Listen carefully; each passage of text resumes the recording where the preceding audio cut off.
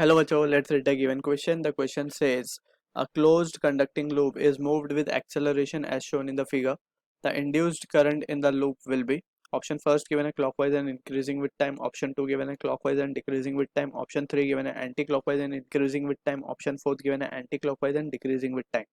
So to understand the given question, we need to understand about the Lenz law and Faraday's law of electromagnetic induction. So Faraday's law में basically we need to understand के the rate of change of flux is equals to the EMF induced, right? So जब भी flux change होगा, that is magnetic flux we are talking about. Magnetic flux means BA cos theta, ठीक है? This is the magnetic flux. अगर ये magnetic flux change हो रहा है और let's suppose we have number of turns, तो NBA cos theta हो जाता है ये. So this is the value of magnetic field, magnetic flux, sorry. So जब भी magnetic flux change होता है, that is d phi by dt, so it induces an EMF. So this is what the Faraday's law is. ठीक है? अब जो induce EMF होगा उसका जो डायरेक्शन होगा, इंड्यूस ईएमएफ की वजह से जो करंट आएगा उसका जो डायरेक्शन होगा, that is given by the length law.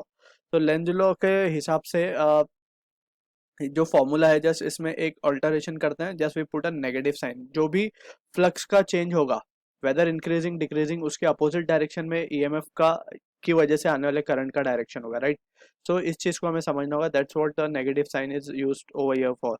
सो यहाँ पे अगर हम समझे इस बात को, तो let suppose we have a random shape, कोई लूप है हमारे पास, कॉइल है बेसिकली, और यहाँ पे we can say there is a magnetic field inward in direction, और मैग्नेटिक फील्ड जो है अंदर की तरफ लेट से डिक्रीज हो रही है. ठीक है, अंदर की तरफ magnetic field is decreasing. So decrease होगी तो जाहिर सी बात है कि इट इज बी कम हो रहा है, तो यानी कि फ्लक्स भी कम होगा. अगर फ्लक्स कम हो रहा है, that means flux is changing. अगर फ्लक्स चेंज होगा सो ईएमएफ इंड्यूस होगा. ठीक है ना? अब वो ईएमएफ इंड्यूस की वजह से जो करंट का डायरेक्शन होगा, that is given by Lenz law. अब वो डायरेक्शन कैसे होगा? ये अंदर की तरफ क्या हो रहा है? कम हो रहा है. तो अब ये खुद जो करंट प्रोड्यूस करेगा, ये ऐसा प्रोड्यूस करेगा कि it will try to oppose the change. यानी कि अब जो यहाँ पे चेंज क्या हो रहा है? मैग्नेटिक फील्ड का घटना अंदर की तरफ. सो ये खुद भी मैग्नेटिक फील्ड अंदर की तरफ ही बनाएगा, ताकि ये घटते हुए चीज को वो बैलेंस कर सके, यानी कम कर सके. ठीक है ना? तो अगर ये मैग्नेटिक फील्ड अंदर की तरफ बनाएगा, तो by right hand thumb rule हम क्या कहेंगे कि मैग्नेटिक फील्ड का जो करंट का डायरेक्शन आएगा, that will be in the clockwise sense. Clear है? कैसे हमें पता चला? By right hand thumb rule, thumb in the direction of magnetic field. अब मैग्नेटिक फील्ड इसे कहाँ बनानी है? अंदर की तरफ. So curling finger will give the direction of induce current. So ये होगा क्लॉकवाइज सेंस, और इसी डायरेक्शन में क्या होगा? अपना इंड्यूस ईएमएफ का भी डायरेक्शन आएगा. Alright, so this is how Lenz law works. So इसी चीज को समझते हुए will try to answer the given question.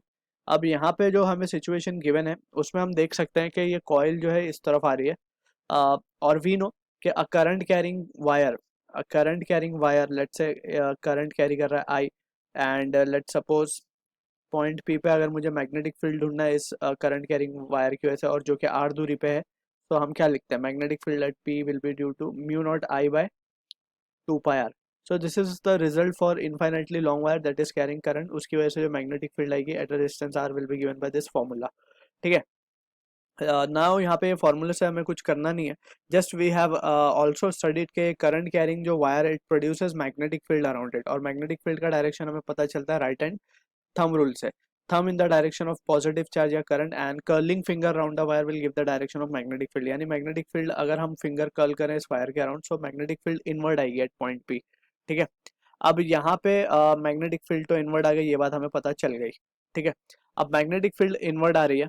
Also we need to understand कि ये कॉइल कंटिन्यूसली मूव हो रहा है इस तरफ, दैट इज टुवर्ड्स लेफ्ट. तो जाहिर सी बात है कि मैग्नेटिक फील्ड का flux associated with the coil will be changing. Alright, so ये जो फ्लक्स चेंज हो रहा है, since it is moving towards this side with acceleration some, तो flux associated will be changing, यानी कि बी इज चेंजिंग. और अगर बी चेंज होगा तो क्या? इंड्यूस ईएमएफ आएगा इसमें, राइट? और इंड्यूस ईएमएफ आएगा, सो वो क्या करना चाहेगा? दैट उसका direction will be such that it will try to oppose the cause. ठीक है? अब यहाँ पे वी कैन सी के जो लिंक मैग्नेटिक फील्ड लिंक है इस कॉइल से, that will be increasing continuously. जैसे जैसे आगे जाएगा, तो ये अंदर की तरफ मैग्नेटिक फील्ड क्या होती जाएगी? बढ़ती जाएगी. ऑलराइट, अब ये बढ़ना इसे पसंद नहीं है कॉइल को. ठीक? That is by Lenz law. So ये खुद मैग्नेटिक फील्ड बाहर की तरफ प्रोड्यूस करना चाहेगा, और बाहर की तरफ प्रोड्यूस करेगा, that means current will be flowing in the anti clockwise direction. हम देख सकते हैं finger in the direction of current that is anti clockwise, तभी थंब बाहर की तरफ पॉइंट करेगा। And in that scenario we can say induce current will be in the anti clockwise direction. और क्योंकि हम देख सकते हैं कि फ्लक्स एसोसिएटेड, मैग्नेटिक फील्ड जो एसोसिएटेड है with the coil is increasing, सो ये फ्लक्स भी क्या ये इंड्यूस करंट भी क्या होता जाएगा, it will also keeps on increasing, ये भी बढ़ता रहेगा, ठीक है। सो यहाँ पे हम एक पॉइंट लिख सकते हैं, since flux associated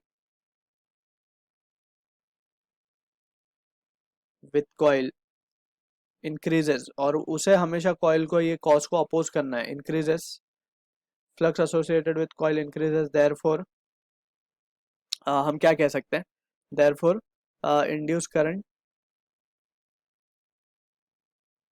will also be increasing. और उसका डायरेक्शन तो हमें पता चल ही गया है कि वो अंदर की तरफ मैग्नेटिक फील्ड बढ़ रही है तो खुद बाहर की तरफ प्रोड्यूस करेगा ताकि उस कॉज को वो अपोज कर सके। So from this discussion we can say हमारा जो ऑप्शन थर्ड है is the answer to the question. I hope you understood the solution. All the best.